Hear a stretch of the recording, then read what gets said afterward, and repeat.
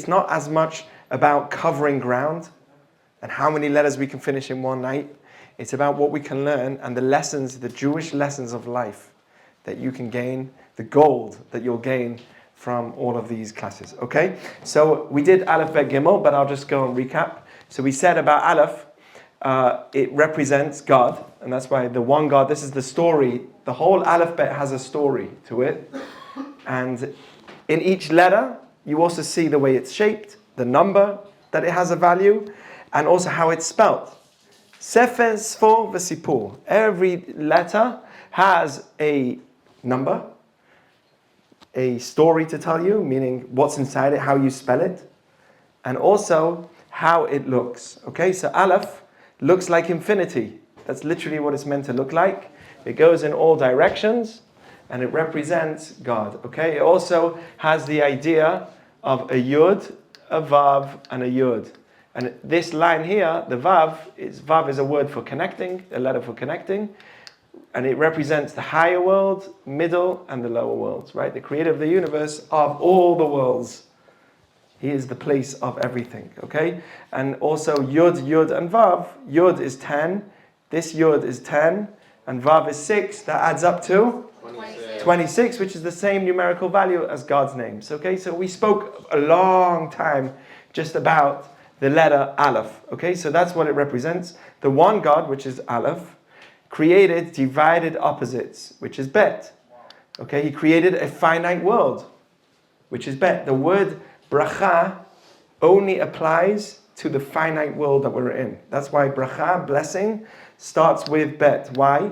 Because in the minute God created the world, right, there's this, it started off, we spoke about the Zohar that said it started off with this light, small little light, like the pin of a needle, and from there was Aleph, whatever this means, and from there broke into Bet. And Bet is already the finite existence. So there was this light that had an infinite force, and that broke, hidden more, a little more, until you had what we call Bet, and that means the finite world. Finite things, do they last forever? No. So that's why when you have finite things, you also have to have in it bracha, blessing. So everything that's physical, that's finite, it needs to continuously grow. It needs to multiply also. Because it's finite, it's going to die. Let's say a cell. We said mitosis. What's mitosis? It's a cell that's breaking. Why does the cell keep, do you know your body keeps renewing its skin all the time? Why does your body keep renewing the skin? Because otherwise you would have lots of wrinkles in your face and you would look very, very old, very young, at a young age. So your body keeps trying to renew itself. Renew. A little baby renews itself every 14, 18 days. The entire skin is renewed. An older person takes about 50 days, but we all have to renew our skin. Otherwise, that's what happens when you get old. Your skin is not able to renew itself. The cells are weaker and they're not reproducing. So every cell in your body has to always grow. It has to split and build you more of the same cells, which will eventually recover or overcome the cell that was there originally, which is going to be dying because it's finite. All of your body is finite. So that's why in the physical world that we have, we also have what we call multiplication. The minute you had the physical world, God made it multiply. So you have the one God that created the physical world, whose primary essence is to give. That's Gimel. Okay, Gimel looks like a man that's walking, and he's walking out of Bet, which is the bayit, the inside, the house, the world. And he's walking, Gimel's going in that direction. Bet is closed off, it's like a bracket, closed off from Aleph, because we can never know what's before creation. We're limited to know what's before, we can only know ahead. And Gimel is literally a person walking. That's what it's meant to represent. And Dal is represents the person that receives. We are all a DALET in this world, and God is the giver. So God created a world. What is the purpose of this world? That there's someone that's giving and there's someone that's receiving. And our goal is to always be givers, okay? We are all receivers, but we have to be able to lift ourselves up with what we receive and become givers also, okay? But this is the essence of why the world, this is the binary code of the world. We're in a finite world, and the point of this world is give and take. Everyone's always giving and taking. Okay? So this is where we're up to. We're up to DALET, okay? And we're gonna get into it right now. It's gonna be exciting. Okay. So the letter DALET symbolizes, just 1 minute. The letter DALET symbolizes the possibility of stepping beyond the natural, regular, and average framework, either upwards or downwards. If you notice the letter DALET, we're going to see, it looks like a crane, literally. It's the ability, this is the person that's stuck, that's needing someone else, the receiver. What is a receiver? You may be in a lower place right now than the giver, but the receiver has the ability to lift himself up to places that's very high.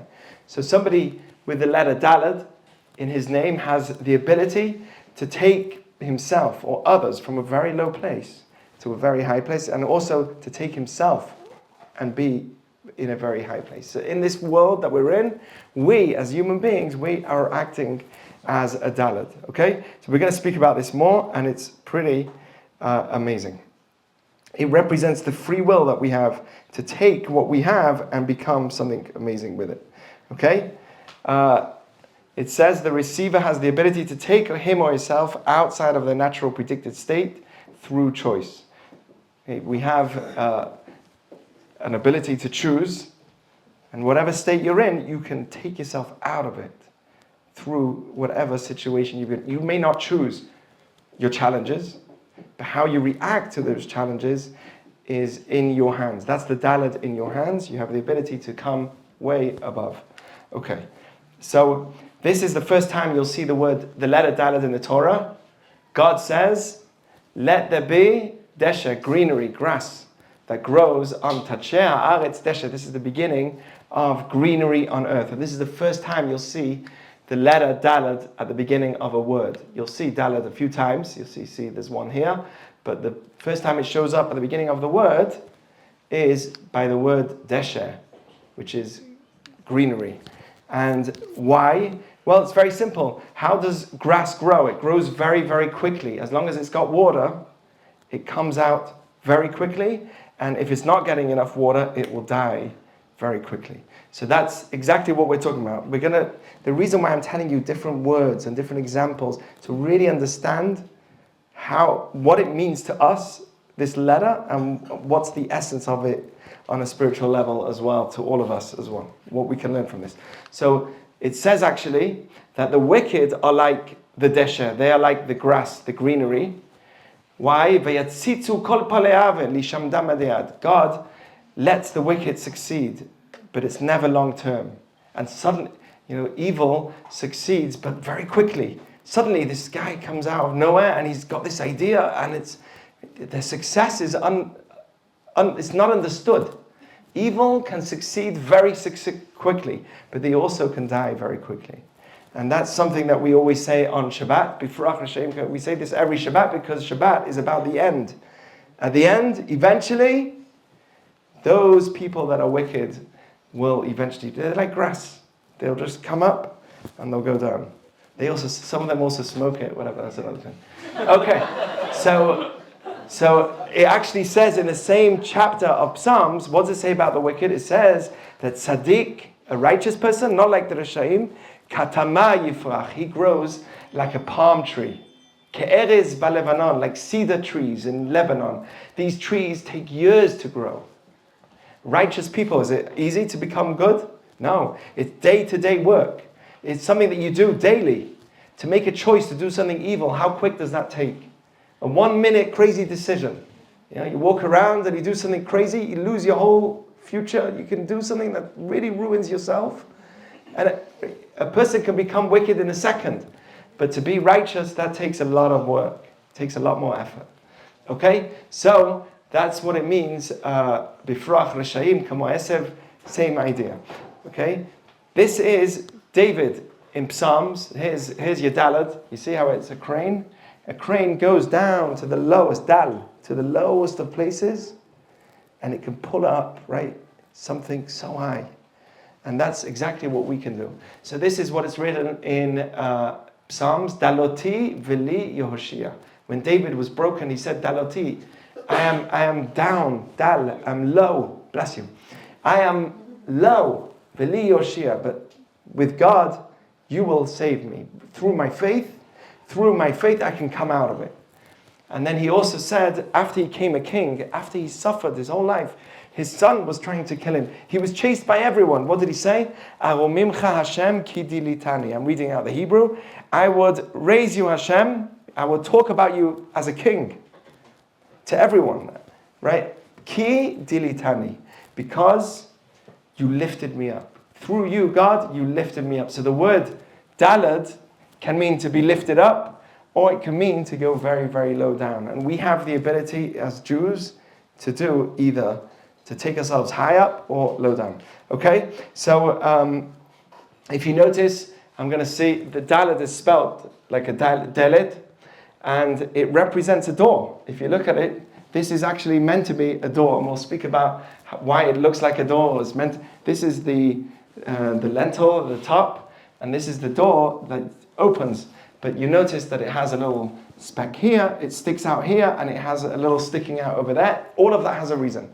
This is all written in Kabbalah, and it represents a lot of things for us. So what does the door do? You're leaving your house, you're leaving your comfort space. If you want to get out of a place of down, if you want to lift up yourself up to places which are very high, you have to exit the door. You have to go out of your comfort zone and become someone outside of your own space, leaving boundaries. That's how you become a great person. Okay? It also, the door is the weak spot of the house. The wall that's the most vulnerable part of the house. It's a low spot in your home. But when somebody leaves it, he can become great.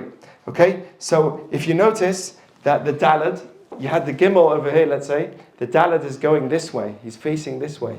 And he's moving in that direction. Why do you think the receiver, which is the DALET, the person that feels low and poor, doesn't have money, why is he facing this way? The giver, the gimel's trying to chase him. Why do you think he's facing the other way? Does anyone know? It's challenging to receive sometimes. Yeah, it's challenging to receive. Anyone else?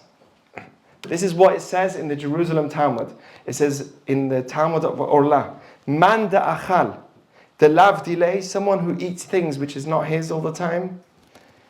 Bahit li'it kule ba'apeh. He's ashamed to look at the person who gave him the food.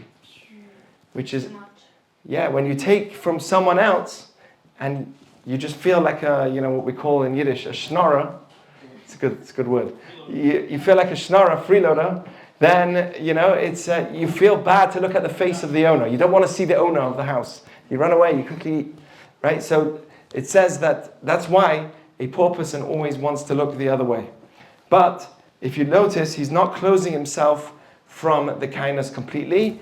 This is what we call, in the Torah writing, in the scribes would call this blitat ozen, an ear that's sticking out. In Kabbalah, this is every letter where the letter goes backwards is called blitat ozen. There's an ear that's sticking out. Why is the ear sticking out? Because somebody who's needing, really, he pretends, he's ashamed, but really he's listening. He's looking, he needs the money.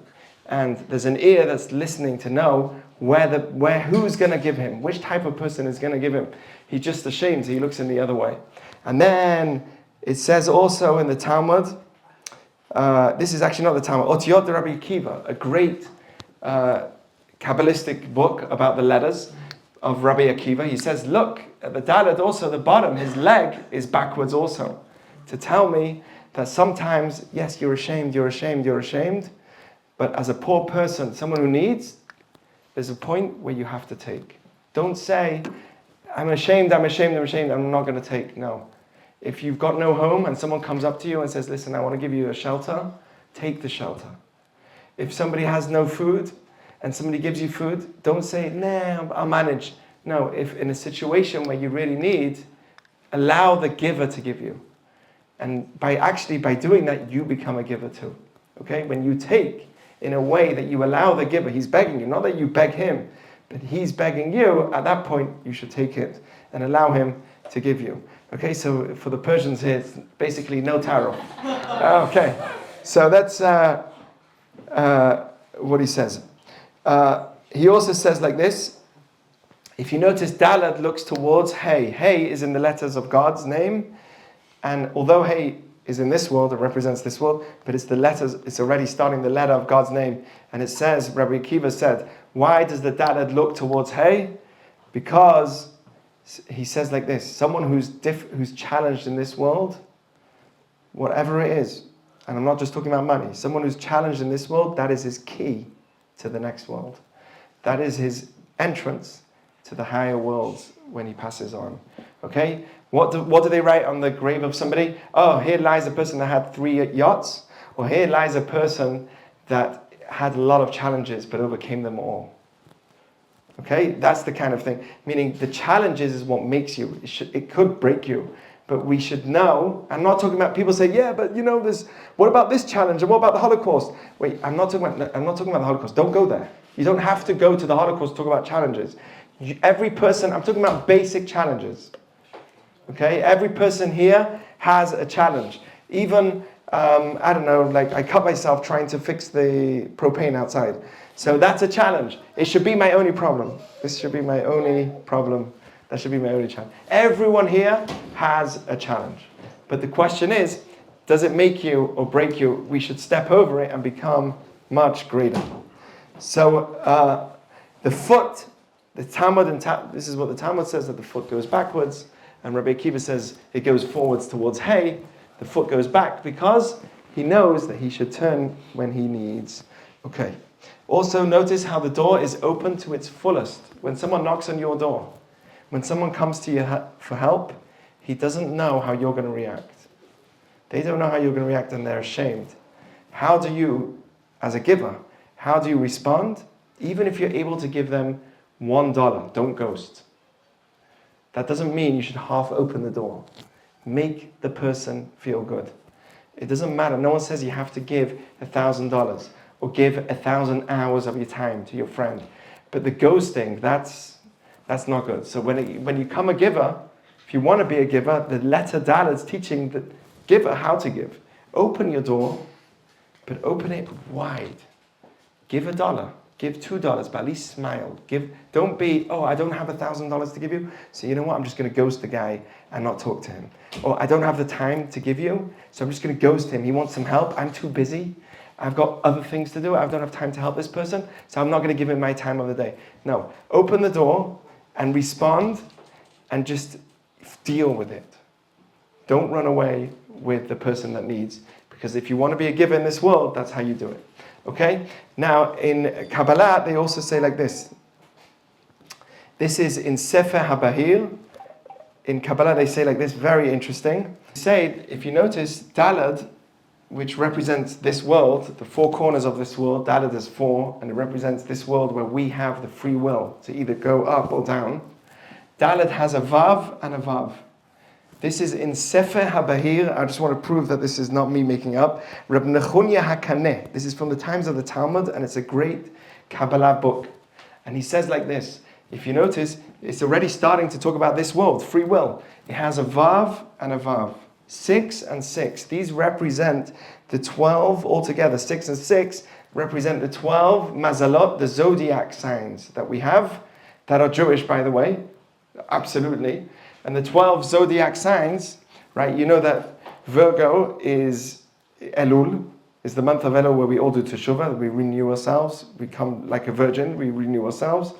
And then each month, if you actually look at them, it fits in with the Jewish calendar. Okay, so Vav and Vav is 12. And it represents the 12 mazalot, the 12 zodiac signs. Why is it 6 and 6? Because the 12 zodiac, anyone who knows zodiac signs here? So it's 6 and 6, it's all about combinations. The male, the female, the fire, air versus water and earth, right? Oppositional pairs. 6 and 6 is how you work out the zodiac signs. It's not just knowing which month you're born in, but it's about combining the different signs together. And he says like this, that although we are all part of Mazal, all that I'm teaching you now, the letters and What's your influence of your name? If you have an aleph at the beginning of your name, a bet at the beginning of your name, gimel, a dalet, they all tell me something.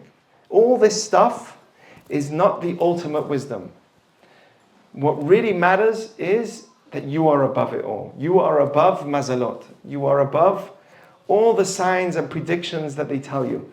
Oh, you were born in that zodiac sign? Okay, so this is what's going to be about you. Oh, that's your name? Your name's Abraham? You're going to be this and this type of kid. Don't listen to them. Oh, you have genes? Mazal in Hebrew means makom, zman, lashon. Makom is the place, the genes you got. Zman is the time, the year, the zodiac, the time of the month. And lashon, the kind of speech you have, the kind of name you were given, the kind of language you were given. Right? So the way you speak, the place that you're speaking, all of that has an influence on you. But does that mean it should make you? Does that define you? No. In Judaism we say, don't ever say, oh, I'm genetically inclined and prone to depression. Therefore, there's nothing I can do about it. I completely disagree. In Jewish thinking, we are learning about zodiac signs. We know what you're prone, you should know what you're prone to, but you should always say, I'm above what I'm prone to. En mazal Israel. We are above mazal. If we behave, if we act in certain ways, we can get out of whatever's predicted for me. We have the power to lift ourselves out of anything. Okay? And also, this is a verse in Proverbs. I didn't translate it, but I'm going to do it now for you, which is about challenges in life.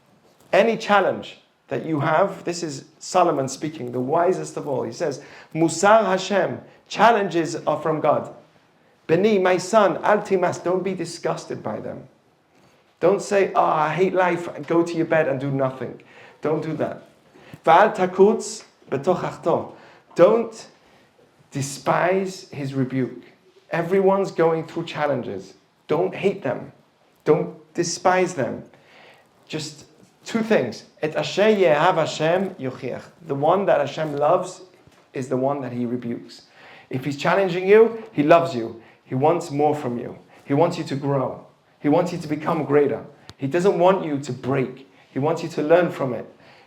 Like a father wants his son, he wants him to wake up. Sometimes we're sleeping, we're stuck in our habit, and the challenge is what wakes us up.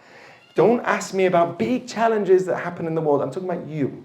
The challenges in your life. Yeah, but the Holocaust. No, you. Every person here in this room, God gave you a challenge. Whatever that challenge is. Some people can't speak as easily. Some people can't walk as fast. Some people can't speak well. I don't know. I said speak. See, even I can't. So some people, everyone's got their thing. Everyone's got their thing. Whatever challenge it is, look at it from a different lens. Try and see from a new lens. Sometimes it cleans me, and sometimes it wakes me up. It makes me more humble. There's times where I'm a chazan, I'm a singer. I sing in my shul and I run a minyan in our synagogue. And there's times where I'm like singing and then I'm like, oh no. I started off too high, but I'm stuck. And in those moments, I'm like, everyone says, you did a great job, but I know I messed up. And then they say to me, you did a great job. And then I say, it's good. It humbles me. Every time I mess up, it humbles me. It makes me like a little lower and it makes me feel good. Because I know that it's making me grow as a person. So that's what he says. Every challenge you have, lift up from it. Okay. Dalet, we said, just a few different things. Dal means to go down. Dalil, by the way, the word down in Hebrew, there's a great rabbi, the Chazon Ish, that said, En etzev ba'olam klal. There's no such thing as depression in Hebrew. The word depression in Hebrew doesn't exist. We have dal, dalil, meduldal. But that very same word means to go up. There's no word for depression. The word going down means you go down. It's like when you go down a hill, what happens? You rev yourself up to go up the mountain. You don't realize, but it's a yerida letzorech aliyah. In Hebrew we call it a down for the sake of going up. You never go down just to go down. En yerida ba'olam klal. There's no such word. That's what the Chazon says. There's no such word for depression in the Torah. There's only a word for dalil. Now, don't get me wrong. I believe in medication. I believe that there is such a thing as depression. And I think that there are times where people need it. But honestly, between me and you, from a Jewish perspective, our culture has gone overboard. We need to stop defining ourselves by how our doctors have defined us, and in terms of, labels, and also work on getting out of these problems. We can. Obviously there's certain situations where it's not possible, but for the most part, and for many situations, we have the ability to take ourselves out of the worst, in the lowest places, and to bring ourselves into our highest of places. Okay? So, if you notice certain words that have dalet at the end, chas dalet, chesed means to care, chas dalet, for a dal. Echad is a ach of dal. You're a brother of someone that needs. When you are one with someone, you notice what they need to receive, and you come one with them. How do you come one with someone? You notice what they need to receive. You're not thinking about what I need to receive, what that person needs to receive. You notice the receiver. I'm one with the dalet, with the receiver. And achel is the opposite. Ach of reish. Achel means another. He's separate from me. He's not one with me. That person's not one with me. He's other. Right? Why? Because reish. We'll speak about reish later. But reish can either be a letter which means rosh, head, or rasha, evil. Reish is similar to dalet, but it doesn't have the crane. It doesn't have this. It's just going down, and it's not going to try and get up. Okay? We'll talk about that later, but that is the letter dalet. So aleph, bet, gimel, dalet. Here's how you see it from a numerical value. 1 is infinity. It has no connection at all. It's just 1. By the way, 1 in Hebrew, the aleph, doesn't mean 1, not 2, not 3. It means absolute. Right? Oneness is everything. Right? Bet is the finite world. Gimel, by giving, you connect. Can you see? By giving, that's how I connect. You have a male, female. How do they connect to each other? By giving. One is receiving, and by receiving, they're willing to give. But the giving factor is the gimel that connects two things together. Okay, so every time something is split, a cell is splitting, something is giving in order to connect them again. There has to be a giving factor, a middle third party, in order to connect again. And dalet is the first time where, yes, they are all interconnected, but if you notice, this corner is not connected to that corner at all. And that corner is not connected to that corner. The corners opposite him he's alone, and that's like dal, he's alone. Already at this point, when you have the letter dalet, it's a person that's in his own space. He's on a corner and he's feeling low. He can lift himself up, but in a way, he can feel very, very low. Okay? So it's through this world of limitations, through the dalet, through the 4 parts of the world, through the 4 dimensions, which is the limitations of this world. Dalet represents 4. What's 4? North, west, east, south. Yeah? So it's the 4 directions of earth. Through this world, with its limitations, that's where a person can become very, very high. He can get to the next world. Once a person leaves this world, you can't get high anymore. So it's through dal, it's through receiving, through being in this world, that we can be low in this world. The soul comes down, dal, into this world, low. But it's only in this world where we do actions, we do mitzvot, we choose, we have free will, that we could take ourselves up higher than angels. Only human beings with the soul in a body, through choice. An angel doesn't have choice. It's the human with the body, with free will, with choice, can take himself much higher than any angel that's possible. Only the human being gets himself to the closest place next to God. So that's why dalet represents to go down, to receive, and it also represents to go really high, like the crane. It takes itself up. That's what our story is in this world. And that's what it says in the verse, in Tehillim, it says, Bametim chofshi. The dead are free. You know why they're free? No work. No work. There's nothing anymore. No one's demanding them. No one's telling them, wake up. No, no more. That's it. Metim chofshi. Once a person dies, there's no more pressure. There's no more to do. As long as you're alive, that's when we can do. That's when we can choose to give. That's when we can receive. We can choose to receive. We can think. We can help. We can do. In this world, you can do mitzvot. That's it. Once we leave this world, you can't. And that's what it says in Kohelet. Solomon again, chapter 9. He says, Kol asher timtza biyadcha la'asot, whatever is in your hands, it's in your ability to do. Bekochacha aseh, do it with your strength. If you have the ability, do it. Don't say, you have the power, do it. Ki en ma'aseh v'cheshbon v'da'at v'chokhmah. There's no action, there's no calculation, there's no wisdom, there's no emotional intelligence, there's nothing. Bish'ol in the grave, asher ta'olech shama, which is where we all go eventually. Once a person leaves this world, there is no more of thinking, choosing to think, choosing to give, doing a mitzvah. There's no more of it. So make sure that whilst you are here in this world, do as much as you can. Okay, if you notice, this is the Shema. This is how you write it in the Torah. And let me just see. So this is how you write it in the Torah. You've got the Ayin, that's big, and the Dalet, that's big. This is called Ayin Rabati and Dalet Rabati. In the Torah, you'll see certain letters that are very big. And these are one of them. It means, what does Ayin Dalet mean? Does anyone know? Until. Ad is until. There's another word if you say Ed. Witness. Et is time. Ed is a witness. What are we being a witness of? When we announce that Hashem is our God, we are being a witness to the world of godliness in the world. We want to walk away and be a witness of Hashem. We are the witnesses of God by seeing Him, by choosing to see Him in the world. Okay? But what are we doing? When we say Dalet, do you know what you're meant to do? You're meant to actually say Echad, like that. And you say a little longer, and you think of the four corners of the earth. This is what you're meant to do. And you're meant to think of actually bringing yourself down into the physical world. Not escaping the world, but the idea of bringing your soul down into the world and elevating it. Making this world a spiritual place. Making this world a witness of God. I, me, small little me, I have the power to make this a living place for God. Every person here has the power to bring down into the four corners godliness into the world. And that's what you're meant to think of when you say Dalet. Interesting, when you say Ba'adad, do you know what that means? Boded. It means alone.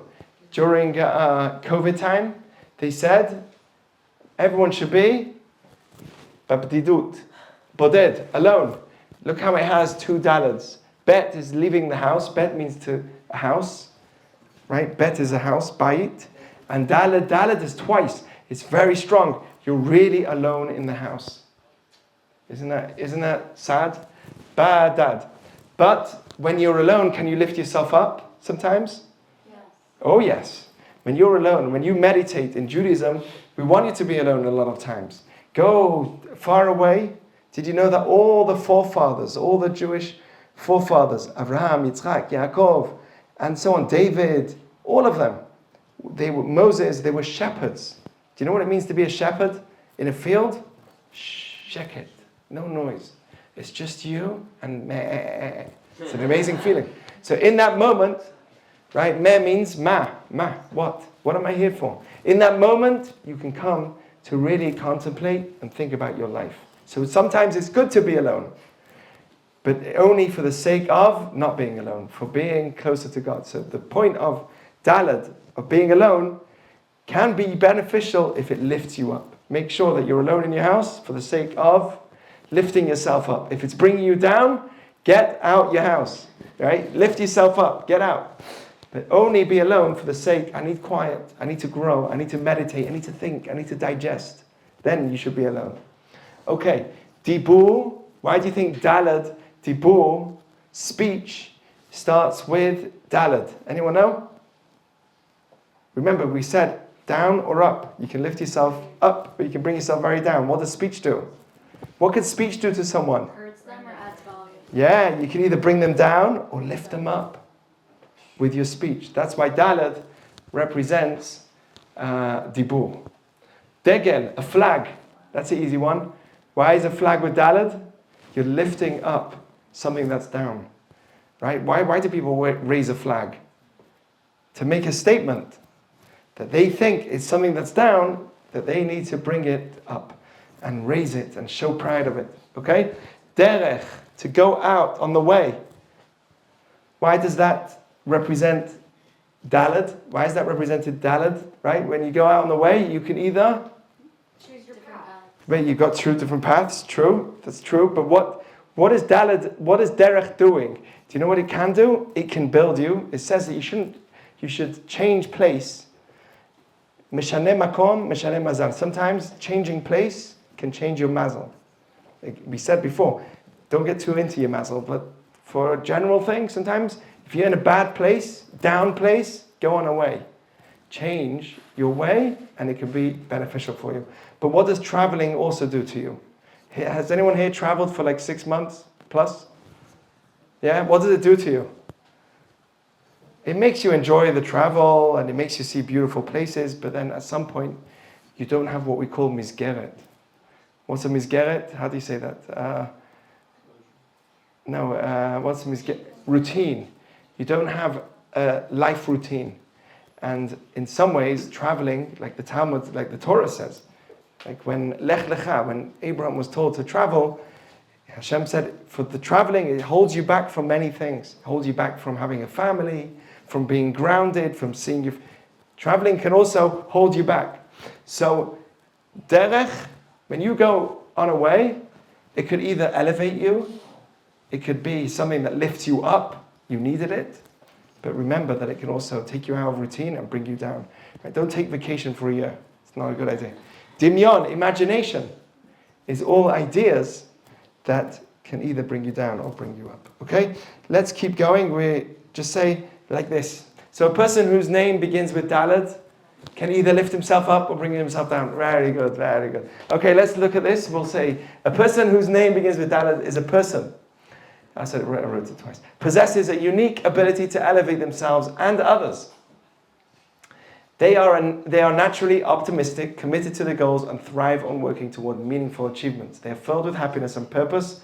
With strong organizational skills, they can structure their efforts effectively and remain focused on their objectives and achieve heights beyond expectations.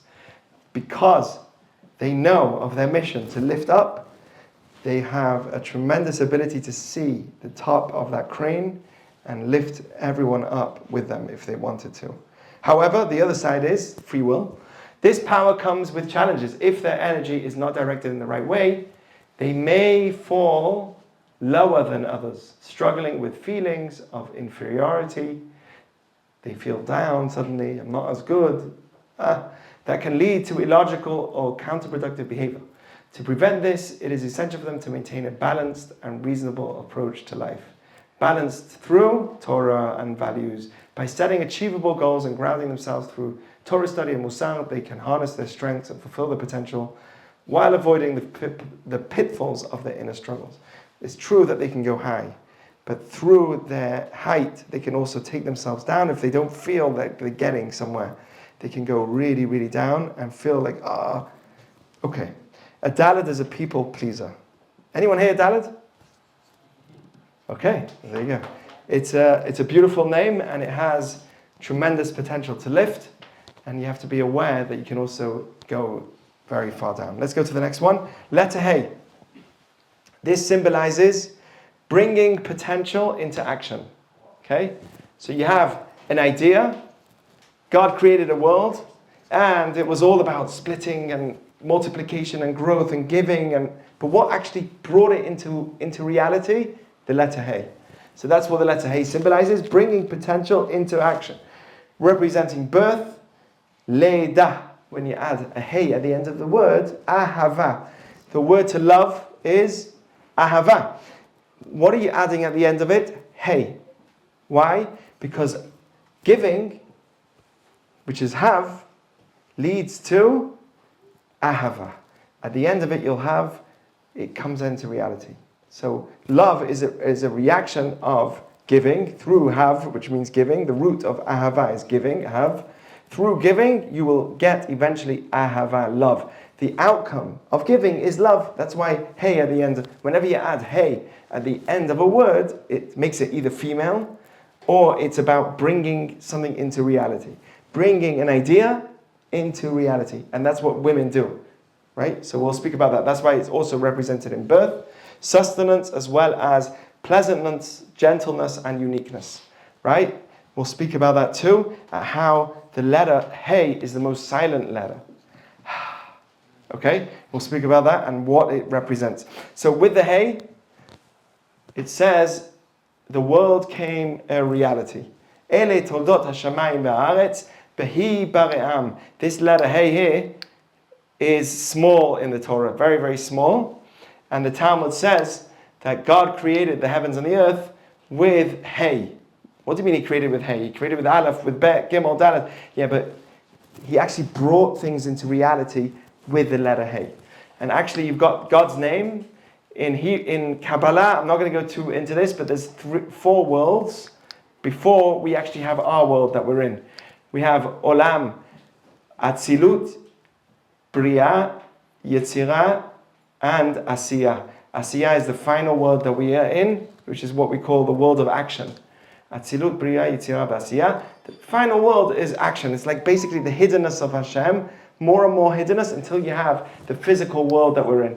So Hey is hidden in God's name and it represents the physical world that we're in. Okay, we're going to see how this actually happens. So we said that Bet was like, finite being created, like cells breaking up. So let's say a baby.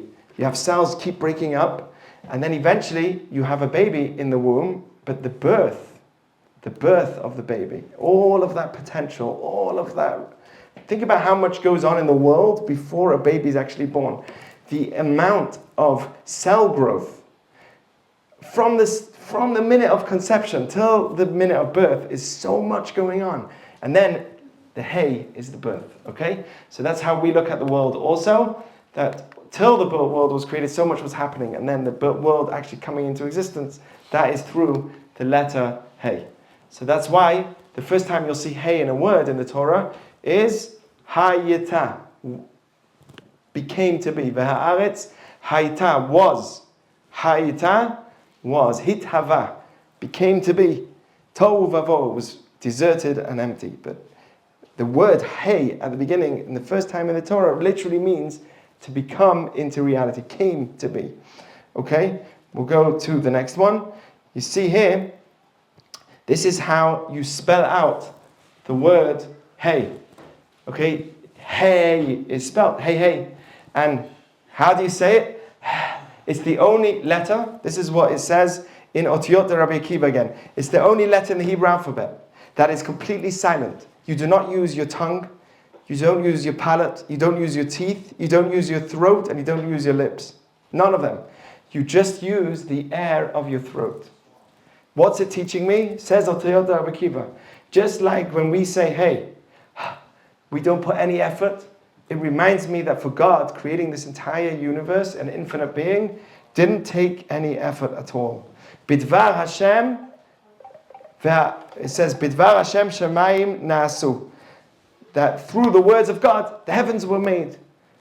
Uberuach Piv Kol Tzvam, and with the breath of his mouth, all the galaxies that you see is like the breath of the mouth of God. It wasn't physical action, nothing. Okay? That's what we say in Jewish teaching, and that's why bringing into reality for God was a Hey for that. Okay, let's go to the next thing. Here we have Hey represents a birth. Look, you have a baby, a Yod upside down in a Dalet. Dalet is the physical 4-dimensional world that we're in. And that's why a mother is always representing Hey. She always represents the letter Hey.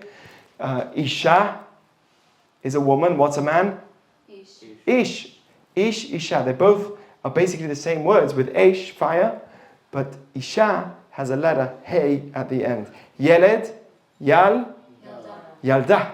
You have a Hey at the end, it becomes female. What does it represent, the Yud? This little Yud, it represents the fetus. It represents the body. It's about bringing down a soul into the world. Okay, the physical mother, the Dalet, limited into her physical dimension, is bringing down a Yud, which is a soul. Actually, in Kabbalah, the Yud is upside down because the soul is a reincarnation. We, especially in our generation, are all reincarnations of who? originally of Adam's soul, a bit of Adam's soul. We are all a reincarnation, so that's why it's Yud, it's going around, it's coming out. Okay. Being realistic in the world means, right, this is, if I look at Hey as the world, bringing something into reality, being realistic in this world, what does that mean? It means that the DALET, the physical, is also encompassing a spiritual component, but I'm not ignoring the physical. That's what it means to be realistic. What's a person that's realistic? You have a conversation with them and they're going nowhere. This idea, that idea, and someone says, wait a second, stop thinking too much. Let's just come up with one thing and bring it into reality. What is reality? What makes something realistic? Do you know? When it has a meaningful component to it, but it doesn't ignore the physical reality. So that's what a Hey represents, being realistic, that we are in a world that's physical, and we have to also remember that we have a spiritual element to it. Right? If you work, don't work too much. Don't do a job that's going to make you work 24 hours a day, no sleep, no eat, it's not normal. That's not realistic. Don't date with a mindset that's not got a spiritual component to it. Nothing is realistic if it's only physical. And nothing's realistic if it's only spiritual. It needs to be like, hey, if you wanted to bring something into reality, it needs to be making sense in the physical world, but also in the spiritual sense. It has to have meaning. Okay? So, interesting enough, I don't know if you remember, but Abraham and Sarah, what was their original name? Avram and Sarai. And what did God say? You won't have a baby yet. But Avram and Sarai can't have a baby, but Avraham and Sarah, if you add the letter Hey, they would be able to have a baby. Interesting that the letter Hey is what they added. Okay? A Yad. Look at this. What do you have? A Yud and a DALET. What part of our body brings things into reality? Our hands. What brings ideas into reality? Our physical hands, right? We speak, and then someone has to actually physically do something. So the hand represents physical reality. So Yud and DALET. Now, if in gematria there's regular gematria and there's small gematria. So Yud is how much? 10, and DALET is 4, altogether 14. But 10 is also number 1. If you want to make gematria ktana, you do 1 and 4 is 5. So hidden in Yad is also 5. 5 fingers. And we have 14 connections in our bones. So you have 1, 2, 3, 4. Then 1, 2, 3, 4. 1, 2, 3, 4 here. So you have here, just this alone. How many do you have? 12. Plus the 2 on your thumb. That makes 14. Okay, so the hand is actually Yad, the 14 joints that are here, they're connected. If somebody has just this part, that's a palm. You've lost the ability of a Yad. I know somebody in my old shul that didn't have a thumb. He lost his thumb. And he told me, Rabbi, my life changed without a thumb. We don't realize what a Yad is. Okay? A Yad is used in Birkat Kohanim, when we do the blessings of the priests. When else do we use a hand? When we want to bless a child, we'll use a hand. Right? Why? Also Chamsa. Chamsa, people would use a hand to stop. Why a hand? So this is actually brought down in the Chida and many other writers, because that's where my actions are. This is where my reality is. That's a lot of reality here. All of my thoughts, all of my life, my mother, my father, everything is coming out into, when I move, when I do an action, it's not just me doing an action. It's my grandfather, my great-grandfather, all of them coming out into me, and I'm doing the action. Right? I do something, I lifted this, that doesn't mean much. I gave charity, I'm existing, why? Because of my father, because of my mother, because of them. Because think about how much comes out in that reality, in that moment. All the generations that brought me to this moment. Wow. It's not me doing an action. It's all of their actions that brought me here, that made me do the action. That's a Yad. So when I use the Yad, I'm literally passing over all of the history of me, into my actions, into my reality, and I'm giving a bracha with my hand. Okay? So that's bringing something into reality, and that's why we do blessings with the Dalet. Okay? Here's letter Hey. It represents us. How much time do we have? A few minutes. This represents us in this world. Sorry. This represents us in this world. The Hey is not like many letters. It has a hole at the bottom. Because in this world of reality, we have to be aware that we can fall deep through the Yetzer Hara, through evil inclination. And the Talmud says that a person can fall, yes, like it says in the verse, La petach chatat rovetz. At every beginning, there's a lot of inclinations. There's sin that's waiting for you. There's challenges that are waiting up. When someone's young, lots of challenges. Ve'elecha teshukato. That evil inclination is always trying to trap you and make you fall and be angry and get down and be depressed. It's always out there to try and get you. Ve'ata timshol bo. But you will rule over your evil inclination. You can rule over it. And that's why it says, I had fun with Canva doing this. So that's why it says that with the letter Hey, you can fall. But there's a hole over here. This is this world. And as long as you're alive, you can get out, you can climb out and come back in. No matter how many times you fell, you can always come out and climb back up and go back in. Okay? Sounds a little bit like Dalet, but the Talmud says that that's in the letter of Hey, of reality. What sound does someone make when they feel joy, pleasure, relief, completion? Let's do that a second. The class is over. Right? So they'll say, why? Hey. They'll say, hey. Why?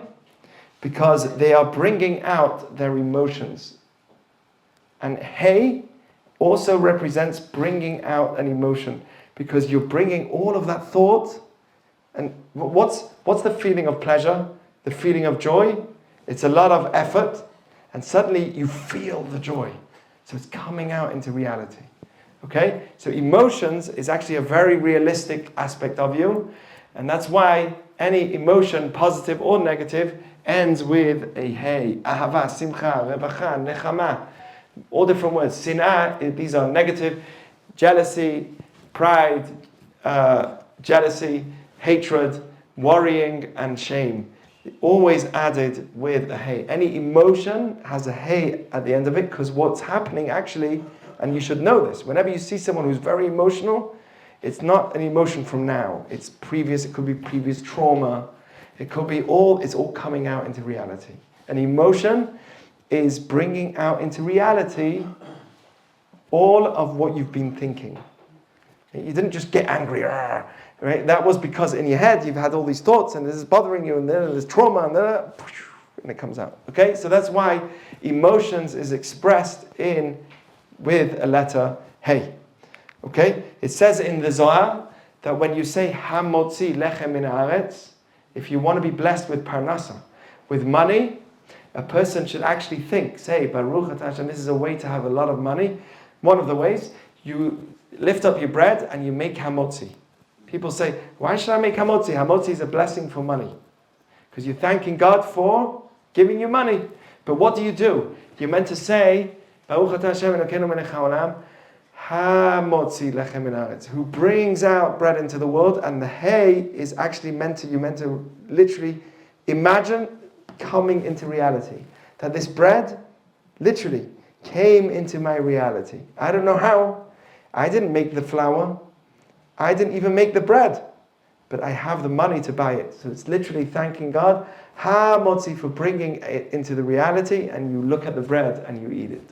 Okay, but the hey should be lengthened, says the Zohar, and that's because you're emphasizing the bringing down of Hashem's power. Okay, this is hey that makes things feminine. Na'ar is a boy, or lad. Na'ara is a girl. Melech, malka, king, queen. Yeled, yalda. Okay, whenever you add a hey, you make it feminine. Here's something really cool. I'm sure some of you might know, but it says in the Talmud that ish ve'isha, a man and a woman, zachu, if they merit, if they did the right thing, shechina benehem, they can bring God between them. Lo zachu esh ochaltan, they are consuming fire. And the Arizal says, we are all made of the 4 elements. What's the strongest element? Fire. Our strongest element is the soul, the fire in the human being. The idea of when you wake up, you get up, you want to run. You want to get up, you want to go. That's fire in you. You have in you mad amounts of fire that's fighting your physical tendencies. You want to sleep. Your natural instinct is always to be pulled down by gravity. You need fire to fight that, a lot of it. And that's your soul that's fighting. So we are made with fire. And what happens when you put fire and fire together? Makes more fire. Does this make sense, man and woman? Fire and fire? What's that going to make? Arguments. Right? Horrid. Bickering. Fighting. And if they merit, then they bring God between them. How do you make the fire not be a consuming fire? By bringing Hashem into the relationship. Having a common goal. Having a common goal. I'm not the boss and you're not the boss. God is our boss. Right? I'm not the boss, not the man. Yes, not the man and not the woman. Hashem is our boss. When both of us are working towards a common goal, you have real love and a real strong relationship. Ish ve'isha zachu shechina b'nehem. If they merit, they have God's name in them. Lo zachu, but if they don't merit, they are a consuming fire.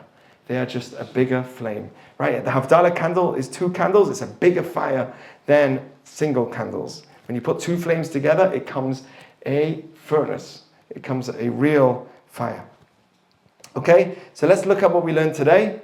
The Absolute One, Aleph, created a finite world of division and multiplication. He made a finite existence from that oneness. Which interact. How does this world work? Through a unifying 3rd element of Gimel, forming a strong triangle. We all have to be givers. God created this world so we can be givers, to give to us. That's why He created it. And then Gimel symbolizes the giver, while Dalet represents the receiver, reflecting the material world that receives from the Creator. This represents the material world that we're in, and we are all receiving from God, the Creator. Hey symbolizes, this is 5 already, symbolizes the world's structure with its 4 directions and a central point like an embryo in the womb. It represents the force that transforms potential into reality. Okay? So that's the world that we are in. Women are more realistic than men. They could take something and create a baby with it. They could take an idea and they can have bina. It says in the Talmud, bina yetera nitna lenashim. Women have an extra intuition and an extra understanding, analytical ability to analyze situations, social situations, and see and understand certain things. They have what we call bina. And hidden in Hey is this idea of bringing potential into reality. You can't only bring potential into reality. You also have to have someone that's behind you that's always trying to come up with different ideas and potentials, not only always trying to, you have to also have the chokhmah, the ish, the yud of the man. That will come up later when we do yud, if this class still goes on and people are interested. A person whose name begins with Hey is pleasant, soft-spoken, just like the letters Hey doesn't use any part of your mouth, and easygoing with a flexible nature that allows them to turn ideas into action. They are practical doers and have the ability to improve negative characteristics and can bring out hidden inabilities. Socially popular, they easily connect with others as they are relatable. Relatable, hey, bringing things into reality. They are relatable, they make sense. Okay? However, as this letter reflects softness, it can lead to sensitivity and fragility, potentially causing emotional dissatisfaction. The drive to bring ideas to life may result in starting new tasks before completing others. Right? Hey is always trying to bring things into reality. Keep trying, and then what happens is you keep trying to start new things without finishing the previous one. They may find that their surroundings don't always align with them. They're not realistic. They don't make sense to me. They don't listen to me. As they can be overly critical of what they perceive as unrealistic or unattainable. But they tell people that's not realistic, and then they don't get on with the person. That can happen. It's important to recognize and appreciate one's qualities. as this fosters acceptance of people who may not align with you. If you are not aligned with someone, then it's important to know why you don't align with them, because you're trying always to bring things into reality. This is very important in relationships. The female is trying so hard to have a realistic conversation. He's coming up with new ideas every 2 minutes. And you're like, just wait, stop with these ideas. Let's try and bring it into reality. And when you understand that there's differences, then that alone can solve a lot of the problems. Okay, so I think we're done for today. We did Dalet and Hey. I hope you guys enjoyed. And, are there any questions? Hey. Yeah. I have a couple of questions. Firstly, Yes. So you said like 2 times about 4 corners of the world. Right. So is that the globe is like round. The Torah says, Tole Eretz al Blima. The Zohar says that the world is round. So what's 4 corners? The 4 corners represent the 4 directions. At the end of the day, yes, it's true, the world is round physically, but it has 4 directions. Okay, fine. And my other question is with hay, there's like the ability to go down, but what about going up? Why is it blocked off that you can't go up? No, Hey is about bringing something into reality. It's not about going down. Now, I was talking about something else. This is, the Talmud talks about here, this guy. This one. Yeah, so the Talmud talks here that hidden in Hey, you have the message of teshuvah, of returning, of improvement. In this realistic world that we're in, we have an idea hidden in Hey of somebody who makes a mistake, who does wrong, can go back to where they started. Okay. Yes. And then also, so what happens if I have two Hebrew names? Okay. So you do the first of them. The first one is the most important. Called by. The first one's the most important. Okay. The second one also, and the first letters of those names are the most important also. Okay. Thank you. So what's your letters? Gimel and Reish. Okay, so that's very, very powerful. You are a giver and you can be a leader. You have the ability to be a leader and a giver, which is double giving, which is very, very powerful. We have to talk about the negative sides to make sure that they are controlled and understood. But everyone's got 2 sides. Okay, thank you.